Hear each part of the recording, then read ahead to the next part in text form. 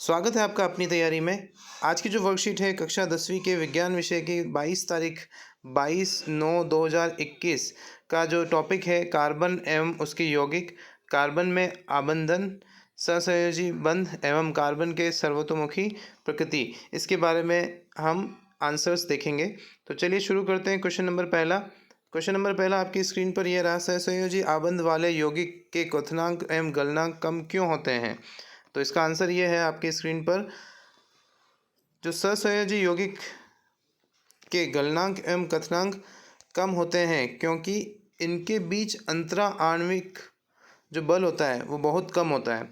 जिनके अणुओं के बीच में जो बल होता है वो बहुत कम होता है, इसलिए इजीली मेल्टेबल हो जाते हैं क्वथनांक, और इनके जो गलनांक हैं वो कम रहते हैं।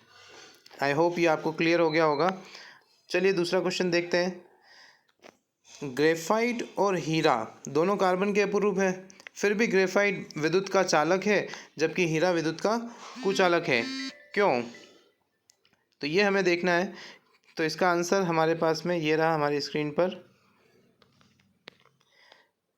देखो, क्योंकि ग्रेफाइट में मुक्त गतिशील इलेक्ट्रॉन होते हैं जबकि हीरे में नहीं होते हैं।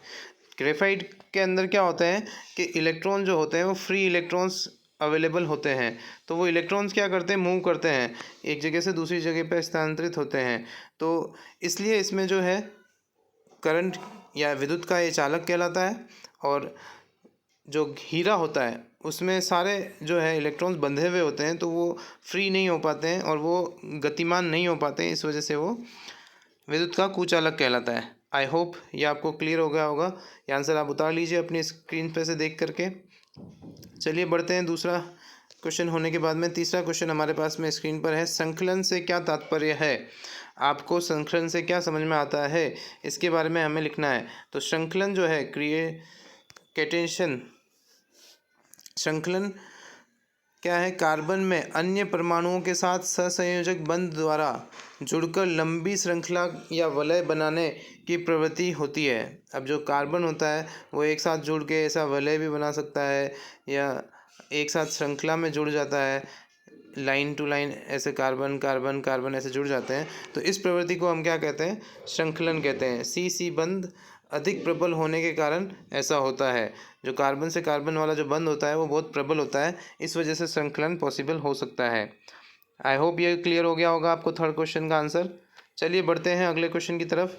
अगला क्वेश्चन आपका स्क्रीन पर है, प्रोपेन व ब्यूटेन का संरचना सूत्र लिखिए। प्रोपेन और ब्यूटेन का संरचना सूत्र पूछ रहा है ये। यहाँ पर आपकी स्क्रीन पर इसका आंसर ये रहा। जो प्रोपेन होता है उसमें 3 कार्बन होते हैं, मेथ, एथ और प्रोप। तो प्रोप तीसरे नंबर पे होता है।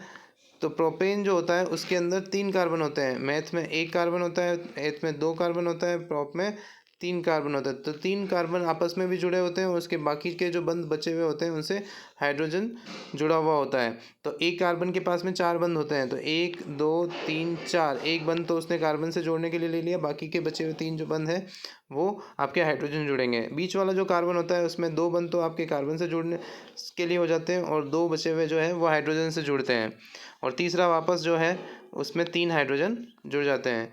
ठीक है, आई होप ये क्लियर हो गया होगा। अब ब्यूटेन की बात करें तो मेथ, एथ, प्रोप और फिर उसके बाद में आता है ब्यूट। तो ब्यूट जो है वो 4th नंबर पे आता है, तो इसमें 4 कार्बन होंगे। तो अगला जो इसका आंसर है, ब्यूटेन का जो संरचना सूत्र है आपका ये यहाँ पर दिख रहा है आपको। इसमें आपके पास में 4 कार्बन दिए हुए हैं, इन चारों कार्बन के साथ में हमने हाइड्रोजन्स को जोड़ा हुआ है। तो ये आपका संरचना सूत्र आप उतार लीजिए अपनी कॉपी के अंदर, आंसर बुक के अंदर। चलिए बढ़ते हैं अगले क्वेश्चन की तरफ। अगला क्वेश्चन है हमारा, संतृप्त हाइड्रोकार्बन को जलाने पर उत्पन्न होने वाली ज्वाला की प्रकृति क्या होती है।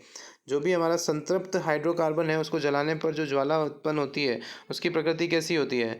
तो चलिए इसका आंसर देखते हैं हम। तो इसका आंसर हमारी स्क्रीन पर यह रहा, संतृप्त हाइड्रोकार्बन से सामान्यतः स्वच्छ ज्वाला निकलती है।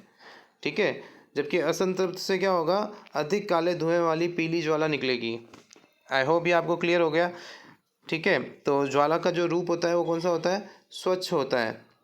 पर इसमें देखो, लेकिन वायु की उपस्थिति को सीमित कर देने पर, अपूर्ण दहन होने पर संतृप्त हाइड्रोकार्बन से भी कज्जली ज्वाला निकलेगी, मतलब काली कलर की ज्वाला अपने को प्राप्त होगी।